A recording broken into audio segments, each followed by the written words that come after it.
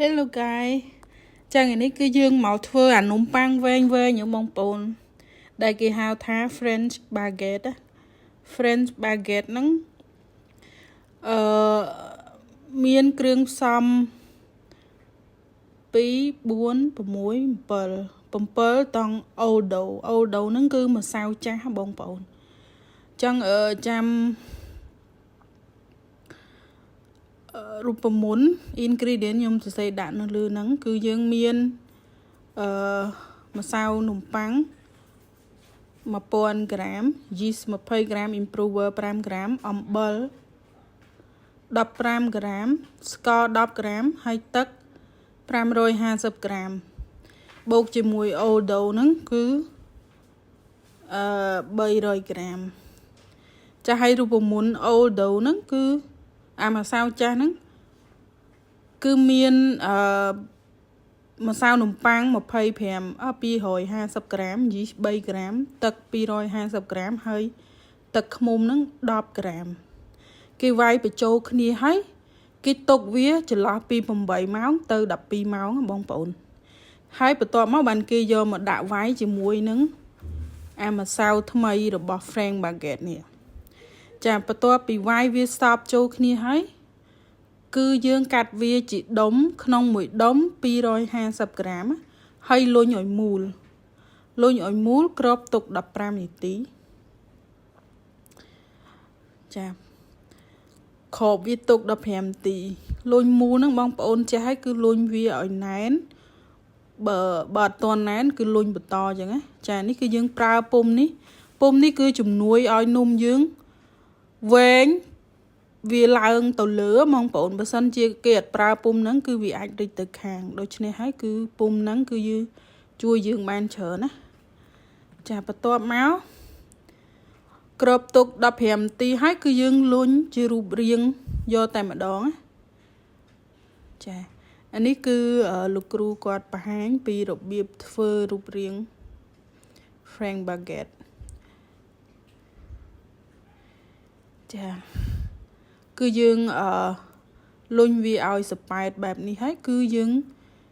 ចាប់វាទៅតឹងតែម្ដងគឺបដោយនំ sorry មិនទៅតឹងគឺមូវាតាមបណ្ដោយហ្នឹង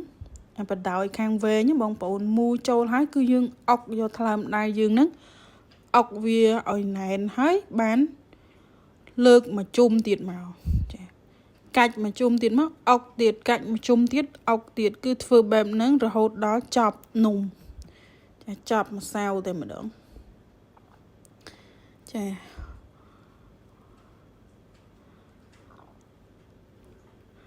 យាយទៅពេលដែល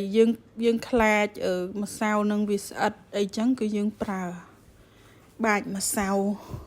ពីលើទៅគឺវាអត់ស្អិតទេចានេះគឺធ្វើបែបហ្នឹងរហូតតតែវាចប់ម្សៅគឺយើងបិទមុខវាបែបហ្នឹងហើយលុញដាក់ដៃកដាលរៀងធ្ងន់លុញពីកដាលទៅរៀងធ្ងន់ដល់ពេលដល់ចុងគឺយើងរៀងថើដៃតិចហើយអញ្ចឹងនំយើងคล้ายទៅជាវែងហើយវារៀងប៉ិនគ្នាคล้ายជារូបរាងដែលយើងចង់បានចាគឺលុញឲ្យវាអាចដាក់នៅក្នុងពុម្នឹងបានណាបងប្អូនពុម្នឹងអាចជា6ទឹកអីចឹងទៅយើងចាលុញឲ្យបាន5ទឹកជាងឬក៏បើពុម្នឹង7ទឹកគឺយើងលុញ6ទឹកទៅគឺដាក់ទៅពេលវាឡើងទៅគឺស្អាតមែនតើចានេះគឺយើងស្ទាបមើលថាវាណែនអញ្ចឹងបើសិនជាវាអត់ណែនគឺកាច់ទៅសាច់នំហ្នឹងគឺវាទៅសោះចាបន្ទាប់មកគឺយើងដាក់ steam វា15នាទី steam តែ15នាទីទេពេលដែល steam ហើយគឺយើងបាញ់ទឹកហើយឆូតវាទៅគឺជាការស្រេចហើយយើងអាចដាក់ដុតបានហើយចានេះក្រោយលទ្ធផលក្រោយពី steam 15នាទីវាឡើងស្អាតហើយវាឡើងទៅលើវាអត់មានរីកទៅខាងអីទេវានៅតែជារូបរាងនឹងដដែល ចាបន្ទាប់មកគឺយើងរោយម្សៅពីលើមុននឹងរោយម្សៅគឺយើងបាញ់ទឹកសិនបាញ់ទឹកដើម្បីឲ្យម្សៅហ្នឹងពេលរោយទៅវាជាប់នៅលើហ្នឹងណាបងប្អូន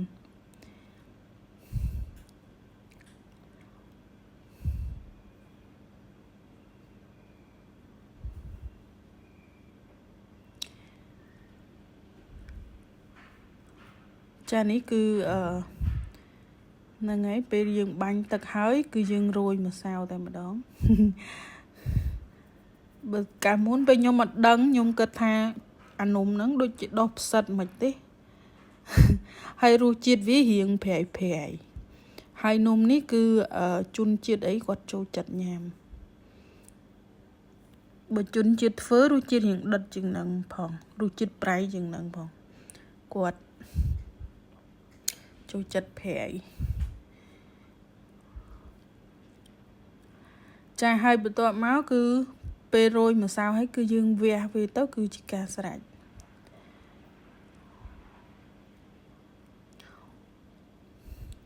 វះវាដើម្បីពេលដុតទៅវាឡើងពេលវាឡើងទៅវាបែកចេញមាត់វាមកស្អាតណាចាបន្ទាប់មកគឺយើងដាក់ដុតកម្ដៅខាងលើ220អង្សាខាងក្រោម200រយៈពេល20នាទីចានេះគឺជាលទ្ធផលហើយស្រួយណាបងប្អូនខាងលើហ្នឹងចានេះរួចរាល់ហើយគឺស្អាតមែនទែនចាអញ្ចឹងវីដេអូយើងមានតែប៉ុណ្្នឹងទេ See you